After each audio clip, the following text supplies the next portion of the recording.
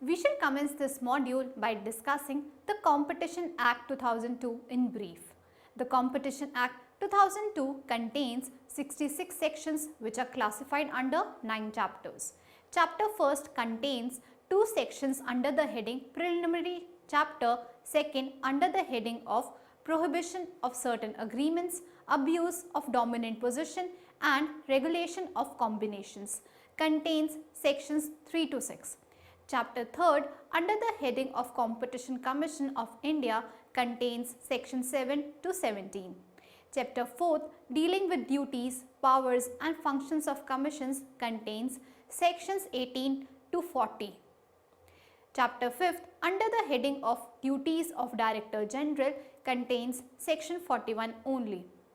Chapter 6th under the heading Penalties contains sections 42 till 48.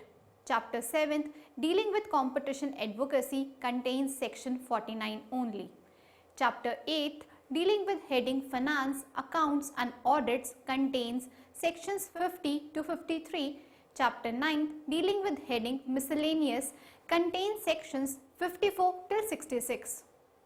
The Competition Act 2002 has so far been amended twice, first in 2007 and secondly in 2009. After starting this chapter, you should be able to understand the Competition Act 2002 at a glance, meaning of competition and the objectives of the Competition Act 2002, meaning of anti-competitive agreements, agreements deemed to be anti-competitive and those not deemed to be anti-competitive, meaning of dominant position and what matters are deemed to be abuse of dominant position. Detailed provisions related to regulation of combinations.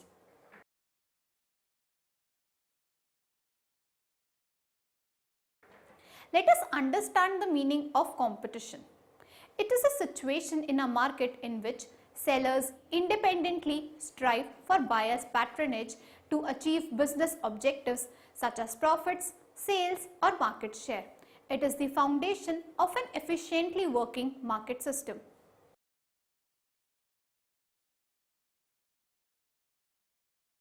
Now we shall understand the objectives of the Competition Act 2002. As per the statement of objects and reasons, the Competition Act seeks to ensure fair competition in India by prohibiting trade practices which cause appreciable adverse effect on competition in markets within India, and for this purpose provides for the establishment of a quasi-judicial body to be called the Competition Commission of India (CCI), which shall also undertake competition advocacy for creating awareness and imparting training on competition issues. It also aims at curbing negative aspects of competition through the medium of CCI. It also provides for investigation by the Director General for the Commission. The Act confers powers on the CCI to levy penalty for contravention of its orders, failure to comply with its direction, making of false statements or omission to furnish material information, etc. The Act also seeks to create a fund called the Competition Fund, for which grants are given by the government, out of which the pay and allowances and other expenses of the Commission will be borne by the Commission. Thus, based on the above, it may be concluded that the ultimate objective of the Act is to secure the best interest of consumers. It empowers the consumers and best guarantees the consumer protection. The advantages of the perfect competition are threefold. Allocative efficiency, which ensures the effective allocation of resources. Productive efficiency, which ensures that the cost of production are kept at a minimum, and dynamic efficiency, which promotes innovative practices. These factors by and large have been accepted all over the world as the guiding principles for effective implementation of the competition law. As per the preamble of the Act, it requires not only the protection of free trade but also the protection of consumers' interest.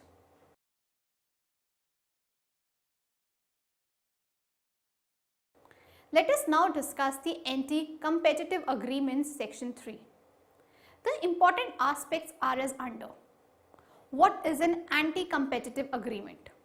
There is no specific definition of the expression anti-competition agreement, but it can generally be defined as an agreement which is contrary to or is inconsistent with the competition policy advocated in the Act. Section 3 prohibits the anti-competitive agreements and hence states that no enterprise or association of enterprises or person or association of persons shall enter into any agreement in respect of production, supply, distribution, storage, acquisition or control of goods or provision of services which causes or is likely to cause adverse effect on competition in India. Agreements deemed to be anti-competitive. Subsection 3 states that certain agreements shall be deemed to be anti-competitive. These are the agreements or certain practices carried or decisions taken, including cartels engaged in identical or similar trade of goods or services which a. directly or indirectly determines purchase or sale prices, b. limits or controls production, supply, market, technological development, investment or provision of services, c. shares the market or source of production or provision of service by way of allocation of geographical area of market or the type of goods or services or number of customers in the market or in any other similar way, or d. directly or indirectly results in bid rigging or collusive bidding, shall be deemed to have an appreciable adverse effect on competition. Subsection 4 also states that any agreement related to production, supply, distribution, storage, sale or prices of goods or provisions of services, including a. tie-in agreement, that is an agreement requiring a purchaser of goods to purchase some other goods, b. exclusive supply agreement, that is the agreement restricting the purchaser to deal in goods of any other supplier, c. exclusive distribution agreement, that is an agreement to restrict, limit or withhold the output or supply of goods or to allocate any area or market for the disposal or sale of goods, d. refusal to deal, that is the agreement to restrict or limit the persons or class of persons to whom goods are sold or from whom goods are purchased, or e. resale price maintenance, that is the agreement to sell goods on the condition that the purchaser shall resell the goods purchased at a certain price only, shall also be deemed to be anti-competitive if such agreement causes or is likely to cause an appreciable adverse effect on competition in India.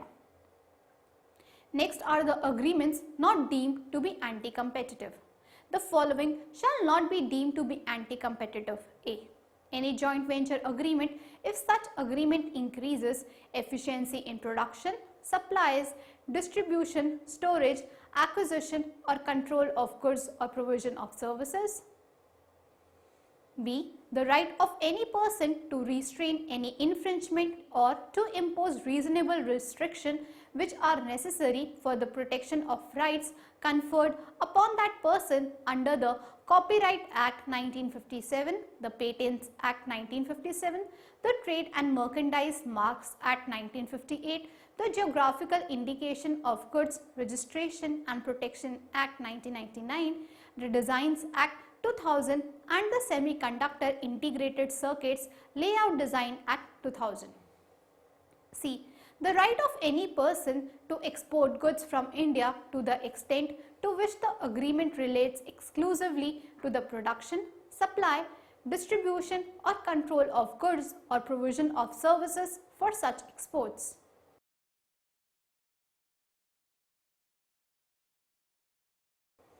Now moving on to discuss the abuse of dominant position. Section 4 of the Act prohibits the abuse of dominant position. The important aspects related to abuse of dominant position are as under. Now what is a dominant position? Dominant position means a position of strength enjoyed by an enterprise in the relevant market in India which enables it to A. Operate independently of the competitive forces prevailing in the relevant market, or B. Affects its competitors or consumers or the relevant market in its favor. Next is what are deemed to be the abuse of dominant position. What matters shall be considered to be the abuse of dominant position are given in section 4 subsection 2 of the Act. These are the matters in which an enterprise or a group A directly or indirectly imposes unfair or discriminatory first condition in purchase or sale of goods or services. Second, price in purchase or sale including predatory prices of goods or services. Now, predatory price means the sale of goods or provision of services at a price which is below the cost with a view to reduce competition or to eliminate the competitors. B. Limits or restricts first production of goods, second technical or scientific development, or C. Indulges in practice resulting in denial of market access, or D. Makes conclusion of contracts subject to acceptance by other parties of supplementary obligations, or E. Uses its dominant position in one relevant market to enter into or protect other relevant market. But it has been clarified that unfair or discriminatory condition in purchase or sale of goods or services, or unfair or discriminatory price in purchase or sale of goods or services shall not include such discriminatory conditions or prices which may be adopted to meet the competition.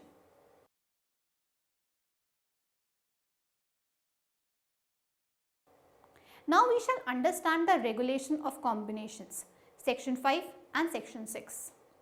Section 5 of the Act deals with combinations which may create adverse effect on competition in the relevant market in India. As per this section, the acquisition of one or more enterprises by one or more persons or the merger or amalgamation of enterprises shall be such combinations under the following circumstances. First, where parties to the acquisition acquire control, shares, voting rights or assets of an enterprise A in India, where the value of assets is more than rupees 1000 crore or the turnover is more than 3000 crore, or B, in India or outside India, the aggregate value of assets is more than 500 million US dollars, including at least rupees 500 crore in India, or turnover of more than 1500 million US dollars, including at least rupees 1500 crore in India. Second, where the group acquires an enterprise whose control, shares, assets or voting rights will belong after acquisition jointly. A.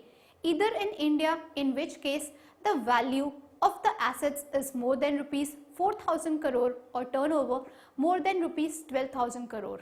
B. In India or out of India, the aggregate value of assets is more than 2 billion US dollars, including at least rupees 500 crores in India, or turnover more than 6 billion US dollars, including at least 1500 crores in India.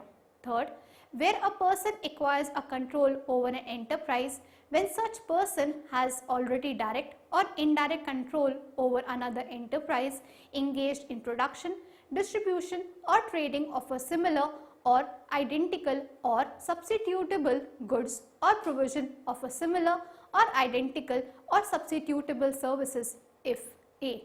The enterprise has a direct or indirect control jointly.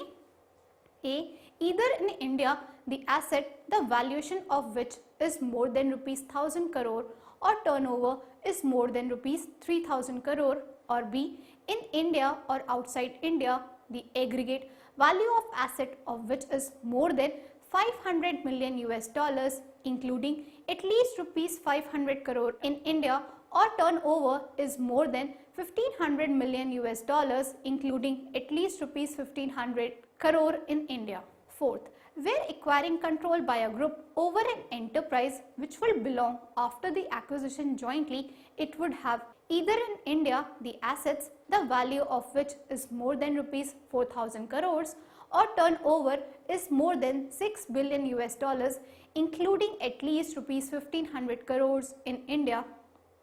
Fifth, where the enterprise after amalgamation or merger may have A. Either in India the assets of the value of more than rupees 1000 crore, or B. In India or outside India the aggregate value of the assets is more than 500 million US dollars, including at least rupees 500 crores in India, or turnover is more than rupees 1500 million US dollars, including at least rupees 1500 crore in India. Fourth, where the group after merger or amalgamation will belong to the enterprise and it will have first, either in India the assets of the value of more than rupees 4000 crore or turnover of more than rupees 12,000 crore, or second, in India or outside India where the aggregate value of assets is more than 2 billion US dollars, including at least rupees 500 crore in India, or turnover is more than rupees 6 billion US dollars, including at least rupees 1500 crore in India. For the purpose of this section, the following terms have been defined as under. Meaning of control. Control includes controlling the affairs or management by first, one or more enterprises either jointly or singly over another enterprise or group. Second, one or more groups either jointly or singly over another group or enterprise. Next is meaning of group. Group means two or more enterprises which directly or indirectly are in a position to first, exercise 26% or more of the voting rights in the another enterprise, or second, appoint more than 50% of the members of the board of directors in the other enterprise, or third, control the management or affairs of other enterprise. Next is manner of calculation of the value of assets. The value of the assets is to be determined by taking the book value of the assets as shown in the audited books of accounts of the enterprise in the financial year immediately preceding the financial year in which the date of proposed merger fails, as reduced by any depreciation, and the value of assets shall include the brand value, goodwill value, value of copyright, patent, permitted user, collective mark, registered proprietor, registered trademark, registered user, homonymous, geographical indication, design or layout design, or similar other commercial rights. Regulation of combination, section 6. Section 6 provides that no person or enterprise shall enter into a combination which causes or is likely to cause an adverse effect on competition within the relevant market in India, and such a combination shall be void. Section 6 relates to regulation of combinations and the effect thereof. Any person or enterprise who or which proposes to enter into a combination shall give notice in the prescribed form together with the prescribed fee to the Commission, disclosing the details of the proposed combination within 30 days of A. The approval of the proposal relating to merger or amalgamation by the Board of Directors of the concerned enterprises. B. The execution of any agreement or other document for acquisition or for acquiring control over an enterprise. No combination shall come into effect until 210 days have passed from the day on which the notice has been given to the Commissioner. The Commission, on receipt of the aforesaid notice, shall deal with it as per section 29, 30 and 31 of the Act. Section 29 deals with the procedure for investigation of combination. Section 30 empowers the Commission to examine such notice and form a prima facie opinion as provided in section 21 subsection 1 of the Act. Section 31 provides for the order of the Commission on certain combinations.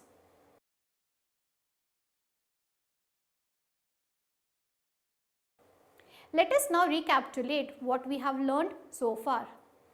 It is a situation in a market in which sellers independently strive for buyers' patronage to achieve business objectives such as profits, sales or market share. It is the foundation of an efficiently working market system. There is no specific definition of the expression anti-competitive agreement, but it can generally be defined as an agreement which is contrary to or is inconsistent with the competition policy advocated in the Act. Dominant position means a position of strength enjoyed by an enterprise in the relevant market in India, which enables it to A. operate independently of the competitive forces prevailing in the relevant market, or B. affects its competitors or consumers or the relevant market in its favor. Section 5 of the Act deals with combinations which may create adverse effect on competition in the relevant market in India. Section 6 provides that no person or enterprise shall enter into a combination which causes or is likely to cause an adverse effect on competition within the relevant market in India, and such a combination shall be void. Thank you.